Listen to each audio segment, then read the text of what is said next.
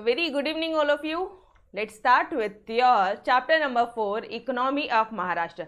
गई अभी सुनो, ये चैप्टर ऐसा तुम्हें हो सकता है कि थोड़ा सा ना तुम्हें डेटाज वगैरह यहाँ पे लर्न करने पड़ेंगे, क्योंकि महाराष्ट्र की पॉपुलेशन कितनी है, लिटरेसी रेट कितना है, सब महाराष्ट्र के बारे में. एग्रीकल्चर है तो कितना है, इंडस्ट्रियल सेक्टर है तो कितना है, सर्विस सेक्टर है तो कितना है. गई यहाँ पे थोड़े बहुत डेटा आपको रट्टा मारने पड़ेंगे, बट डोंट वरी, उसका मैंने आपको पूरा एक चार्ट बना के दिया है कि जितना भी डेटा लर्न करना है ना वो पूरा मैंने आपको चार्ट बना के दिया. ठीक है, तो लास्ट मोमेंट पे रिविजन करना ही होगा. चलो आ जाओ. अब आज हर एक, and it's very easy chapter. Data को छोड़ दिया ना तो इस चैप्टर में कुछ भी टेक्निकल नहीं है. एवरीथिंग, सारी चीजें वो है जो हमें ऑलरेडी पता है. तो बहुत इजी चैप्टर है, लेंदी समझ के मत पढ़ना, इट्स वेरी इजी.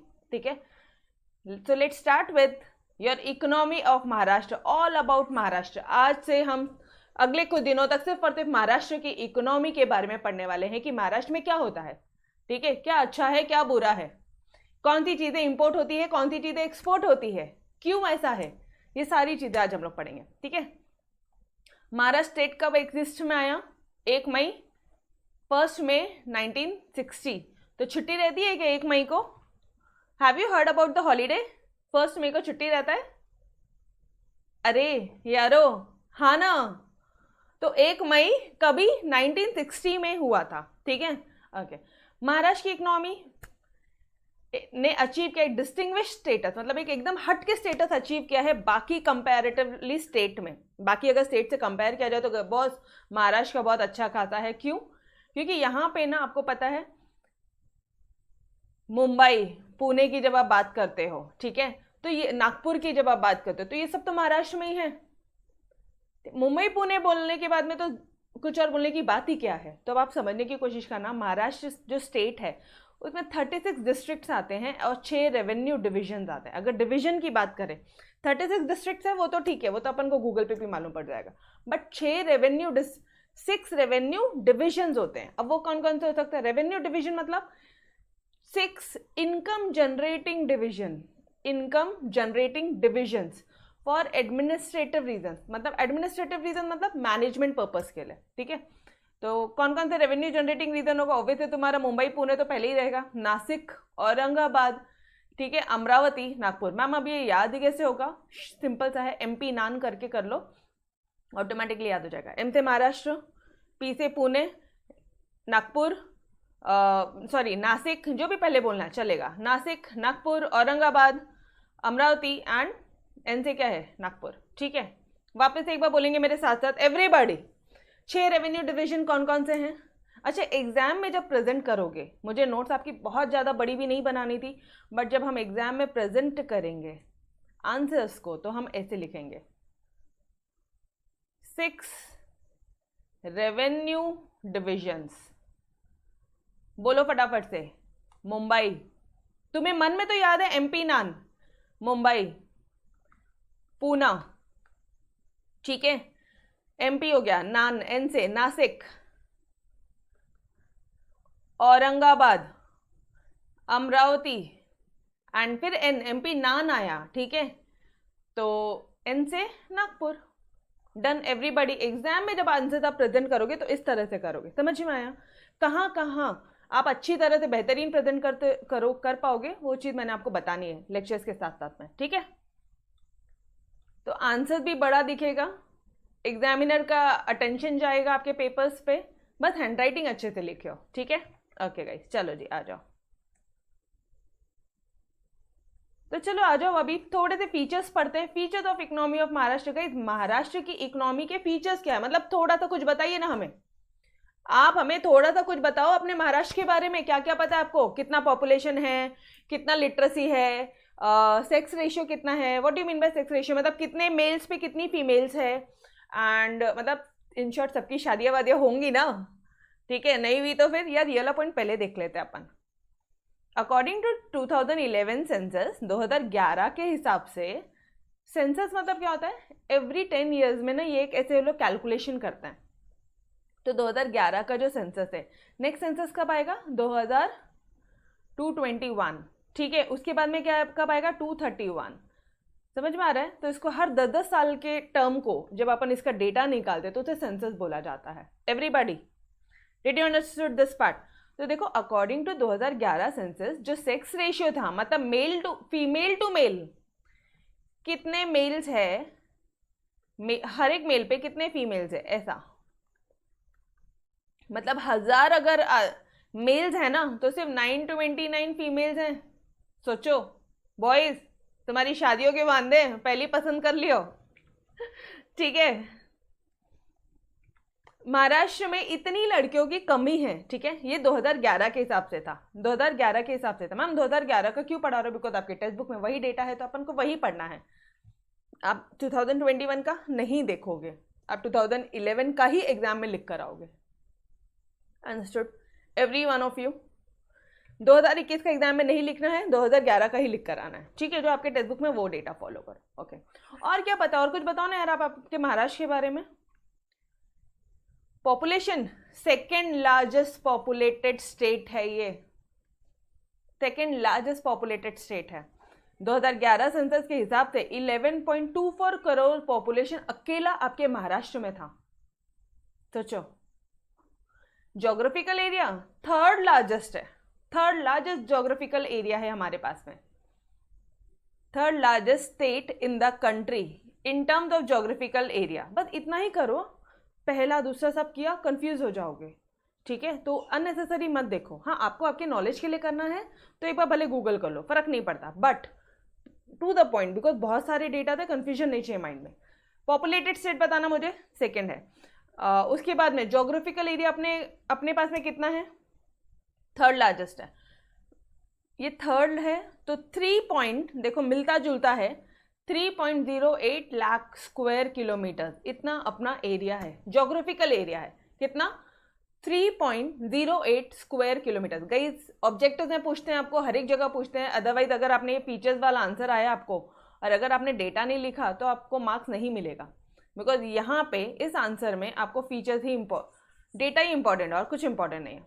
ठीक है, तो वो हमें तो रट्टा मारना ही है, नो अदर ऑप्शन। बट थोड़ा सा अच्छी तरह से देखते हैं, पॉपुलेशन कितना है बोलो ना।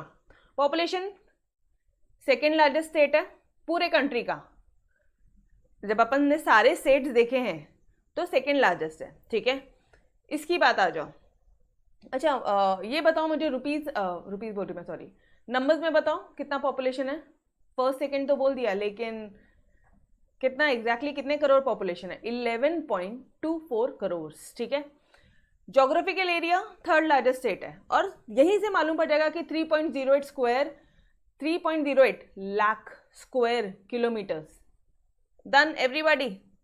सिर्फ टेक्निक्स है, टेक्निक से लर्न करना है और कुछ नहीं है। ठीक है, ओके। अर्बनाइजेशन, गाइज महाराष्ट्र के बारे में और क्या क्या बोलोगे? पॉपुलेशन, ज्योग्राफिकल एरिया, ये तो पॉपुलेशन तो सेकंड था, ज्योग्राफिकल एरिया थर्ड लार्जेस्ट है। अर्बनाइजेशन, यार यहाँ के लोग ना मुंबई, पुणे, औरंगाबाद, नागपुर, आप यहाँ पे देखो, यहाँ पे अर्बनाइज ज़्यादा है, अर्बनाइजेशन ज़्यादा है। मतलब मैम अर्बनाइजेशन मतलब क्या होता है? अर्बनाइजेशन मतलब डियर एक होता है अर्बन पॉपुलेशन, आप खुद ब खुद नोटिस करना, ये वर्ड को देखकर आपको खुद ब खुद समझ में आएगा।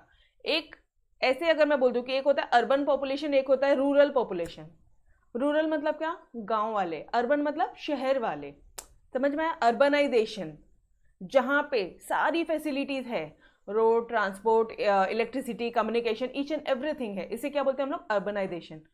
तो मोस्ट अर्बनाइज स्टेट विथ, ये मोस्ट अर्बनाइज स्टेट है, सबसे अच्छा अर्बनाइज स्टेट है विथ 45.20 ऑफ इट्स पॉपुलेशन। पूरे महाराष्ट्र में 45.20 population is living in towns and cities. सोचो, मतलब नियर अबाउट आधी पॉपुलेशन तो तुम्हारी टाउन्स में रहती है, सिटीज में रहती है। क्या शानदार वाली बात है, समझ रहे हो?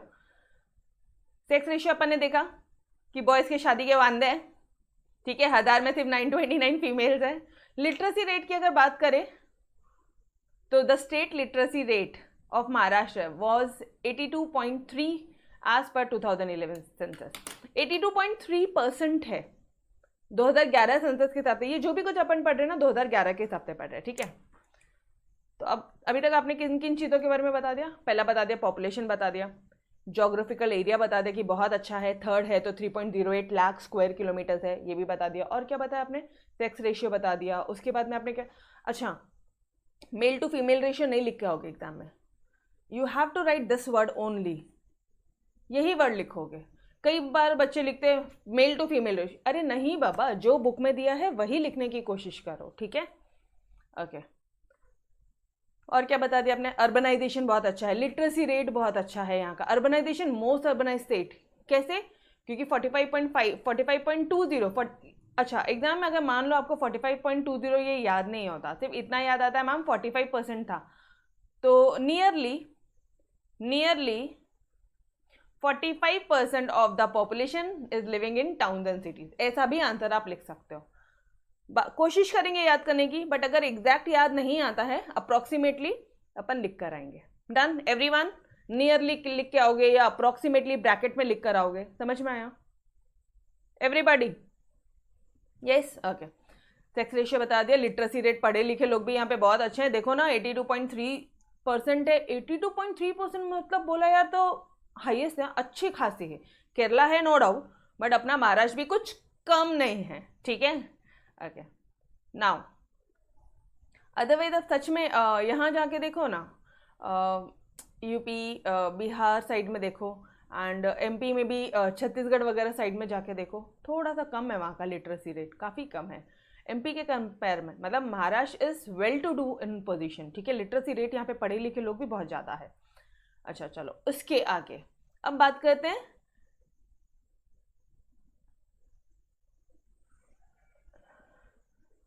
जीडीपी में एंड पर कैपिटा इनकम। पहले तो मुझे ये बता दो, ये दोनों टर्म मैंने आपको बताए हैं या नहीं बताए हैं? फर्स्ट चैप्टर में ही बता दिए थे, याद है? GDP and per capita income, ये दोनों वर्ड मैंने आपको फर्स्ट चैप्टर में ही बता दिए थे guys. What is GDP? What is GDP? Gross domestic product, मतलब नेशनल इनकम को तुम इससे रिप्रेजेंट करते हो, ठीक है। मतलब कितने क्या बोलोगे आप?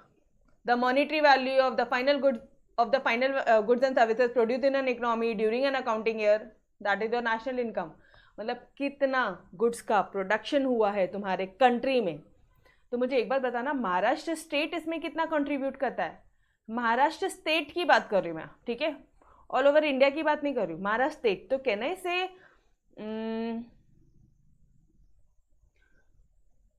ग्रॉस, इसका फुल फॉर्म क्या है? Gross domestic product. तो कहना से ग्रॉस स्टेट डोमेस्टिक प्रोडक्ट दिया, या इसके बाद स्टेट की बात कर रही हूँ ना मैं एक पर्टिकुलर स्टेट की बात कर रही हूँ। कहना से GSDP state. Everybody understood this term?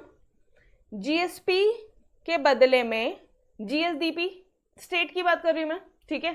Okay, पर कैपिटा इनकम मतलब ऑन एन एवरेज एक इंसान कितना कमाता है। तो याद है मैंने एग्जांपल में बताया था कि ऑन एन एवरेज एक इंसान, आपके इंडिया में रहने वाला हर एक इंसान 2000 रुपए कमाता है, ठीक है। बट स्टेट की बात कर रही हूँ, कहना से स्टेट पर कैपिटा इनकम, अगर मैं इसको ध्यान से देखना, जीडीपी तो जीएसडीपी, पर कैपिटा इनकम को पीसीआई, तो state per capita income. Can I write this two terms? Everybody understood? समझ में आया? इजी था, बहुत ज्यादा टेक्निकल नहीं था, याद रखेंगे फुल फॉर्म में, कई जगह पूछते हैं वो लोग आपको, ठीक है। यस, तो बस वही पॉइंट है कि महाराष्ट्र स्टेट के बारे में बात हो रही है अब यहाँ पे, महाराष्ट्र स्टेट के gross domestic product and Maharashtra state का पर कैपिटा इनकम की बात हो रही है। तो GDP and per capita income, ठीक है।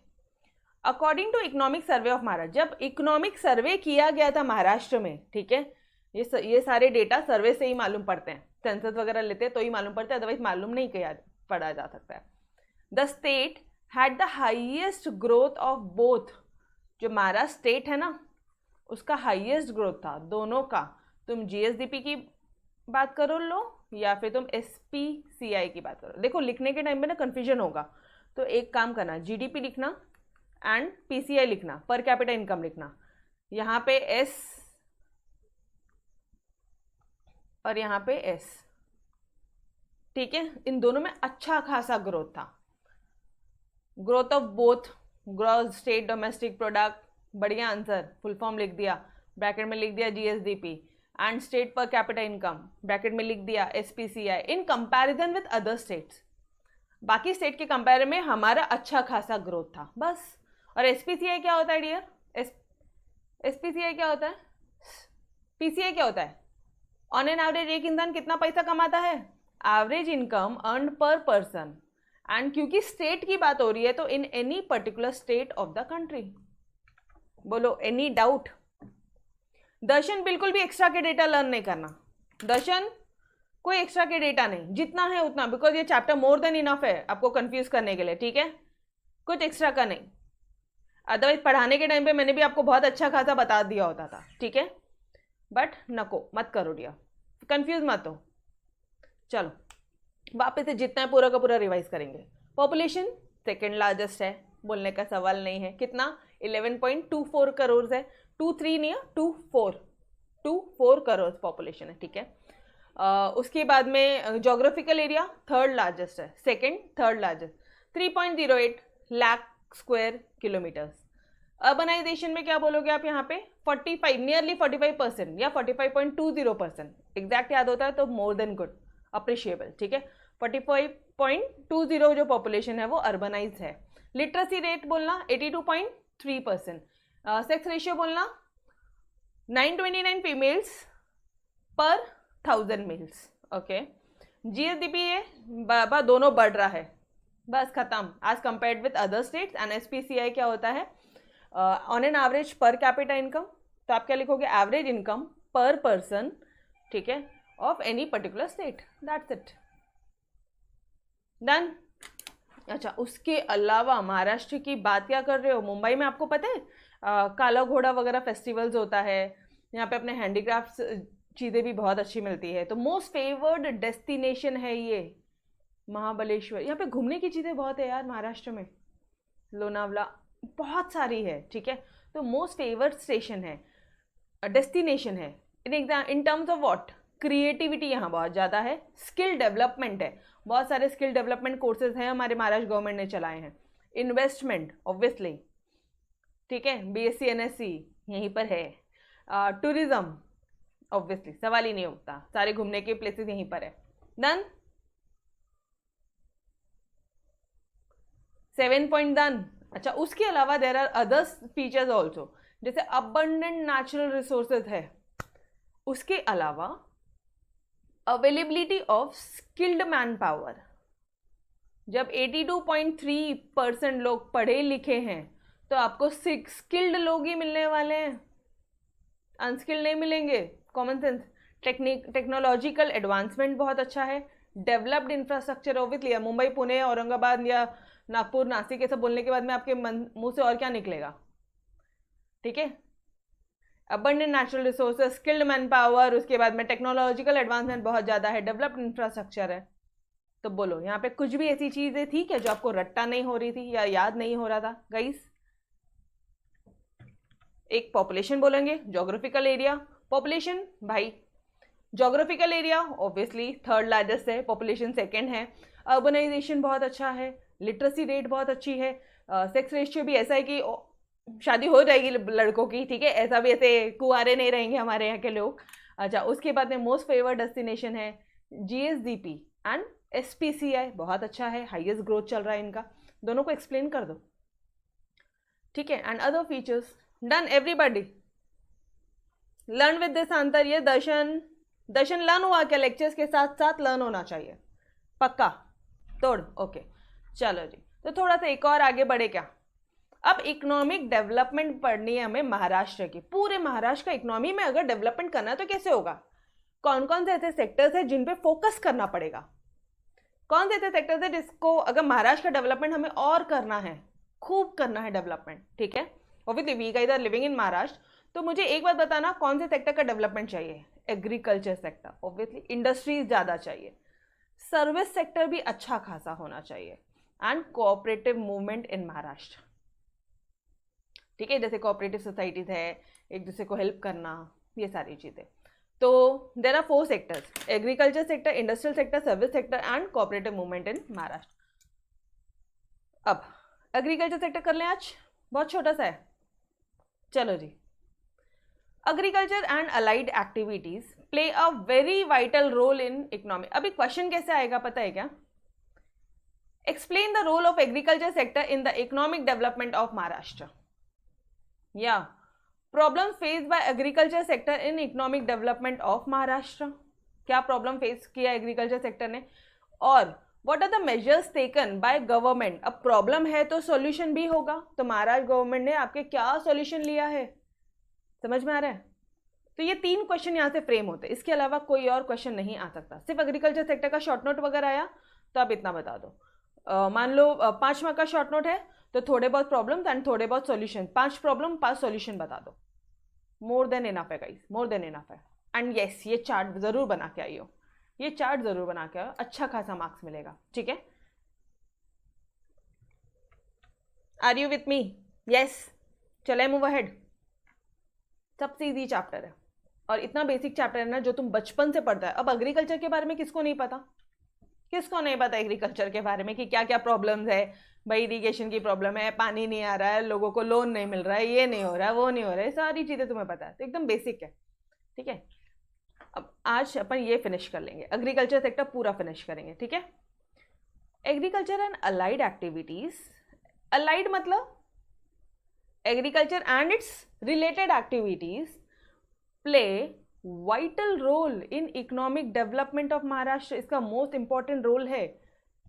क्यों? क्योंकि आज भी रूरल पॉपुलेशन एग्रीकल्चर पे ही डिपेंड करती है, और अगर रूरल पॉपुलेशन की ग्रोथ हो गई तो तुम्हारा महाराष्ट्र का तो बोलना ही नहीं, फिर ऑटोमेटिकली आपके महाराष्ट्र की भी ग्रोथ हो जाएगी। समझ में आ रहा है? याद करो फर्स्ट लेक्चर में मैंने आपको डिफरेंस बताया था कि what is the difference between economic growth and development. थोड़ा भी याद है उसके concepts? Yes, you guys tell me, what do you mean by economic growth? Economy की ग्रोथ कब होगी, कब होगी? बोलो, यस यस मत बोलो, बोलो, जवाब दो। जब इकोनॉमी का नेशनल इनकम बढ़ेगा तो इकोनॉमी की ग्रोथ होगी। लेकिन इकोनॉमी में डेवलपमेंट कब होगा?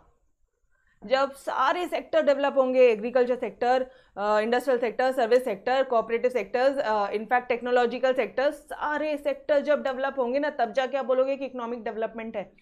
तो ये जो है ना ये एक वाइडर टर्म है और ये जो है ये एक नैरोअर टर्म है। याद है concepts every one of you? बोलो यस, ओके। बस वही चीज़ों को ध्यान में रखना। भी इकोनॉमी के डेवलपमेंट की बात हो रही है, मतलब सारे सेक्टर्स का आंसर आना चाहिए। तो एग्जाम में कंफ्यूजन का सवाल ही नहीं कि मैम नेशनल इनकम वाला आंसर होना चाहिए। ये इकोनॉमी में डेवलपमेंट की बात हो रही है तो सारे इंडिविजुअल सेक्टर्स आ जाएंगे, ठीक है? चलो जी। Agriculture and allied activities play a vital role in the, vital role मतलब मोस्ट इंपॉर्टेंट, यहाँ पे लिख लो if anyone is from Marathi medium. Vital role मतलब इंपॉर्टेंट रोल, बहुत इंपॉर्टेंट रोल वो प्ले करता है in the economic development of Maharashtra. Obviously यार बोलने की जरूरत ही नहीं है। As per economic survey of Maharashtra. अच्छा ये याद रखने की जरूरत नहीं है कब सर्वे हुआ था, याद होता है तो वेल एंड गुड, नहीं होता है तो वैसे डेटा कम नहीं है जो इसे भी याद रखें हम, ठीक है? सीधे इतना बोलने का, as per economic survey of Maharashtra. इतना लिमिटेड एकदम टू द पॉइंट करना ना कि ना एग्जामिनर मार्क्स काट सके अपने, आउट ऑफ देना ही पड़े, क्योंकि बाकी बच्चे तो ये डेटा भी नहीं लिखेंगे ना, वो तो ये भी भूल जाएंगे, ठीक है? ओके। आपको पता है जो एग्रीकल्चर का जो शेयर था ना ग्रॉस वैल्यू एडेड में, अब एक चीज ध्यान से सुनना, यहाँ पे कुछ नया आया है। ग्रॉस डोमेस्टिक प्रोडक्ट नहीं है, यहाँ पे जीडीपी नहीं है, वैल्यू एडेड है। मैम इसका मतलब क्या होता है? इसका मतलब होता है एक जीवीए होता है, इसका फुल फॉर्म है ग्रॉस वैल्यू एडेड। इंडिया ने कितना वैल्यू ऐड किया है, ठीक है? ऑल ओवर क्या बोलोगे आप, बाकी कंट्रीज के कंपैरेटिवली इंडिया ने कितना वैल्यू एडेड किया है। लेकिन हम लोग यहाँ पे ऑल ओवर इंडिया की तो बात ही नहीं कर रहे, हम तो सिर्फ महाराष्ट्र की बात कर रहे हैं, स्टेट की बात कर रहे हैं। तो कैन आई राइट बीच में एस डाल दूँ, GSVA, gross state value added. थोड़ा सा टेक्निक से थोड़ा सा ध्यान से पढ़ना है, बाकी कुछ नहीं है, कुछ नया टर्म नहीं, ऐसा कुछ भी नहीं है जो आप समझ नहीं पाओगे, आप लर्न नहीं कर पाओगे, ठीक है? तो जो शेयर है ना एग्रीकल्चर का in gross state value added, मतलब स्टेट ने, महाराष्ट्र स्टेट ने कितना वैल्यू एडिशन दिया है, कितना एक्स्ट्रा का वैल्यू ऐड किया है, इज डिक्लाइंड फ्रॉम, वो कम हो गया है। 2001-2002 में, 2001-2002 में 15.3% का एग्रीकल्चर वैल्यू एडिशन करता था, लेकिन आज की डेट पे 16-17 के हिसाब से 12.2% हो गया, कम हो गया। तो thus there is a declining trend, इसलिए डिक्लाइनिंग ट्रेंड है, ठीक है। जो हमारा वैल्यू एडिशन जो है ना वो कम हो गया, बिकॉज एवरीवन, हर कोई मुंबई पुणे ये सारी टाउन्स एंड सिटीज़ की तरफ आ रहे हैं, उन्होंने एग्रीकल्चर छोड़ दिया। बट आपको पता है अभी तो उल्टा ट्रेंड चल रहा है, बहुत सारे आईआईटियंस भी, IITians you know guys, IITians MBS वाले जितने भी लोग हैं वेल एजुकेटेड, उन्होंने अपना हाई सैलरी जॉब छोड़ के ऑर्गेनिक फार्मिंग वगैरह कर रहे हैं। Yes, this is a new reform, new changes, ठीक है। आपने सुना है या नहीं सुना है, बट अगर कभी देखा होगा ना तो अभी एक नया ट्रेंड शुरू हुआ है, सुना है किसी ने? सुना है? और उनको लोग, and they are earning in crores rupees में वो लोग अर्न कर रहे हैं, खुद का बिजनेस मस्त तरह से, अपना खुद का है जो भी कुछ है उनका।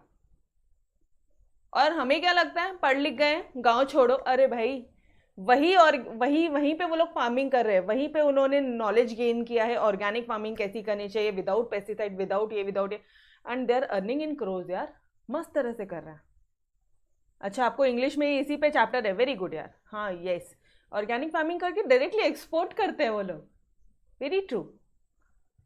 चलो वेरी गुड, अगर आपको पता है तो ठीक है। तो अपना माइंडसेट ऐसा नहीं होना चाहिए कि जस्ट हाई सैलरी जॉब करना है, ऐसा नहीं, जो भी करना है खुद का करो तो ज़्यादा बेहतरीन होगा, ठीक है। ऑब्वियसली गाइस, गर्ल्स हो बॉयज हो, आई ट्राई टू फोकस कि हर एक इंसान ने खुद का करना बिजनेस, कोई लिमिट नहीं रहती है, और जब खुद का रहता है ना, इंसान जी जान लगा के एक करके आगे बढ़ता है, सीरियसली।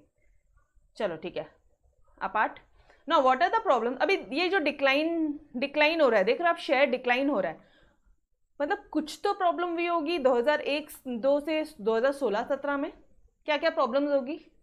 सबसे पहली प्रॉब्लम तो यही कि सब पढ़ लिख गए, सबके सब मुंबई पुणे भाग रहे हैं, ठीक है। कहाँ है ये वाला प्रॉब्लम, है क्या यहाँ पे लिखा है? नहीं लिखा होगा, ठीक है। चलो, what the problem? Decrease size of land holding. पहले लोगों के पास में जितनी खेती हुआ करती थी, आज बहुत कम खेती है। अगर खेती कम है, लैंड में होल्डिंग्स कम है, कल याद करो, कल के लेक्चर में, होल्ड मतलब आपने कितना होल्ड किया है, ठीक है। होल्डिंग कंपनी क्या होती है? जिसने दूसरी कंपनी में होल्ड किया है उतना शेयर, उतना परसेंटेज। तो the decrease of size of land holding, आपका जो लैंड होल्डिंग्स है वो कम हो गया है, समझ में आ रहा है? जमीन ही नहीं है तो ऑब्वियसली लो फार्म प्रोडक्टिविटी रहेगी। Increase of small and marginal farmers, मतलब मोस्टली पुअर फार्मर्स हैं जिनके पास बहुत ही छोटे पीसेस ज़मीन है, एंड वो लोग पे भी नहीं कर सकते, उनको इनएडिक्वेटली पेमेंट मिलता है, पेमेंट भी बराबर नहीं मिलता। एकदम स्मॉल एंड मार्जिनल फार्मर्स का ज़्यादा से ज़्यादा ये हो रहा है, क्योंकि वो लोग पढ़े लिखे नहीं है ना, समझ रहे हो। एग्रीकल्चर इंडेटनेस, यार बहुत उधारी हो जाती है, एंड इंडेटनेस मतलब, एक मिनट, डेट का मतलब पता है आपको? डेट मतलब उधारी, इंडेटेडनेस जैसे बोलना है बोलो, डन, यस। तो एग्रीकल्चर सेक्टर्स के लिए जो लोन लिया था, ठीक है, उसका पेमेंट नहीं कर पा रहे हैं। इनडेटेडनेस मतलब, डेट मतलब लोन, इनडेटेड मतलब उसका पेमेंट नहीं कर पा रहे। Inability of the farmers to pay off the loans, farmers की इतनी एबिलिटी नहीं है कि वो लोग पेमेंट कर पाए। Accumulation of debt and interest, और जिसके कारण क्या हो रहा है, डेट एंड इंटरेस्ट अक्यूमुलेट होते जा रहा है। अच्छा, now I wanted to tell you one thing, अगर यही पॉइंट, इतना आंसर लिखोगे गाइस, मोर देन सफिशिएंट है। But if you are interested to expand your answers, agriculture indebtedness is one of the main reason, ठीक है, main reason है। उसके बाद में आप क्या बोलोगे? As there are inability of the farmers, ठीक है, to pay of their loans. And उसके बाद में आप क्या रीज़न बोल सकते हो कि फार्मर्स की इनएबिलिटी हो रही है कि वो लोग लोन पे नहीं कर सकते। इसका मतलब तो यही है ना, अरे लोन पे नहीं कर पा रहे मतलब लोन जमा होते जा रहा है, लोन का पेमेंट नहीं कर पा रहे मतलब लोन जमा होते जा रहा है, अक्यूमुलेट होते जा रहा है, विच हैज रिजल्टेड, या फिर दिस इज द मोस्ट क्या बोलोगे, सबसे मेजर प्रॉब्लम है which is faced by our farmers, major problem है जो वो फेस कर रहे हैं इन आर एग्रीकल्चर सेक्टर। आप आराम से लाइंस बढ़ा सकते हो, समझ में आया लाइंस कैसे बढ़ा रहे हैं अपन, बट इतना ही करो, मोर देन इनफ है, आपकी टेक्स्ट बुक में भी इतना ही दिया है, ठीक है एवरीवन, ओके। अरे जरूरी है बताना मृणाल, अगर 8 मार्क के लिए क्वेश्चन आता है सिर्फ ये, तो बच्चे क्या लिखेंगे, आपका आंसर शुरू होगा यहां से, मस्त तरह से चार्ट बनाओगे, एग्रीकल्चर सेक्टर के बारे में लिखोगे कि पहले 15.3% जीवीए हुआ करता था, लेकिन आज की डेट पे सिर्फ 12.2% है, लेकिन उसका रीजन क्या है, तो दीज आर द रीजंस। और मेजर नहीं पूछा ना तो भी हम 3-4 मेजर लिख कर आएंगे, क्यों, क्योंकि 8 मार्क का क्वेश्चन है, समझ में आया, आंसर अपने अकॉर्डिंगली आपने बढ़ाना है, ठीक है, okay. Now inadequate irrigation facilities ही नहीं है, क्लाइमेटिक में बहुत ज़्यादा चेंजेस हो रहे हैं, आप देख रहे हो क्लाइमेटिक चेंजेस के बारे में मैं अभी क्या बोलूँ आपको, दिसंबर मंथ में भी पुणे में बारिश हो रही है, हाइट है, ठीक है, बिल्कुल होती है गाइस। आज मॉर्निंग में तो इतना कोहरा, इतनी हेवी रेनफॉल था पिछले 2-3 दिनों से, ठीक है, क्लाइमेटिक चेंजेस हो रहे हैं, उसके कारण कम हो गया है, कैपिटल नहीं है, पैसा नहीं है लगाने के लिए, ठीक है, बिकॉज बहुत सारी चीज़ें लगती है, बहुत सारा मशीन्स लगता है, इक्विपमेंट्स लगता है, ट्रक्स लगता है, एक अच्छी खासी फैसिलिटीज़ चाहिए होती है एग्रीकल्चर अच्छे से करने के लिए भी, नॉलेज चाहिए होता है। Excessive use of chemical fertiliser, obviously chemical fertilisers बहुत ज़्यादा यूज़ कर रहे हो आप, पेस्टिसाइड्स बहुत ज़्यादा यूज़ कर रहे हो, this leads to soil degradation and affect the output, जिसके कारण सॉइल में डिग्रेडेशन हो रहा है। फर्टिलाइजर्स यूज कर रहे हो तो ऑब्वियसली जो अपना जो लैंड है, ज़मीन है, वो जितना आउटपुट दे सकता है वो उतना नहीं दे पा रहा है। लैक ऑफ मार्केटिंग फैसिलिटीज, अच्छा गुड्स बन भी गए, आपने प्रोड्यूस भी कर लिया, ठीक है, लेकिन फार्मर्स मार्केट तक कैसे पहुंचे, कई बार ऐसा होता है क्योंकि ट्रांसपोर्टेशन नहीं होता, ट्रांसपोर्टेशन में प्रॉब्लम्स हो रही हैं, तो उनके अनाज उन्हीं के पास में ही रह के खराब हो जाता है। And improper implementation of rural development plans, जो गवर्नमेंट ने प्रॉमिस किया था कि रूरल को डेवलपमेंट करना है, ठीक है, रूरल डेवलपमेंट होना चाहिए, तो जो रूरल डेवलपमेंट के लिए जो प्लान्स बनाए गए थे, ठीक है, एवरी 5 ईयर में अपन प्लानिंग वगैरह करते हैं, ठीक है, 5 ईयर प्लान सुना है था कभी, तो उसमें जब रूरल डेवलपमेंट प्लान्स बनाए थे तो उसका इम्प्रॉपर इम्प्लीमेंटेशन हो रहा है बॉस, मतलब रूरल एरियाज का पुअर कनेक्टिविटी है विद अर्बन एरियाज, बस इतना ही मतलब है, ठीक है, ओके। चलो क्या क्या प्रॉब्लम है फटाफट से एक बार रिवाइज करेंगे आप लोग मेरे साथ साथ। अपने पास में लैंड होल्डिंग कम है, स्मॉलर मार्जिनल फार्मर्स है, मतलब पुअर फार्मर्स है, जिनके पास ज़मीन कम है, तो ऑब्वियसली प्रोडक्टिविटी भी कम है, इंडेटेडनेस बहुत ज़्यादा हो जा रही है, लोन का रीपेमेंट नहीं कर पा रहे हैं, मतलब अक्यूमुलेट हो जा रहा है डेट और इंटरेस्ट, इरिगेशन फैसिलिटी कम है, पानी क्लाइमेटिक, अच्छा नेचुरली बारिश पानी मिलना चाहिए तो वो भी नहीं है, क्यों, क्योंकि क्लाइमेटिक, इरिगेशन फैसिलिटी बोला तो नेचुरल, ये तुम्हारा मैनमेड फैसिलिटी है, ठीक है, मैनमेड आप जहाँ पे पानी देते हो अपने अनाज को, एंड क्लाइमेट से भी, ठीक है, ये नेचुरल है, तो दोनों पॉइंट साथ साथ में याद होने चाहिए। Lack of capital, pesticide fertiliser बहुत ज़्यादा यूज़ करो, मार्केटिंग फैसिलिटीज नहीं है गाइस, ऊपर से तो रूरल डेवलपमेंट जो प्लान्स है उनका भी इम्प्रॉपर इम्प्लीमेंटेशन हुआ है।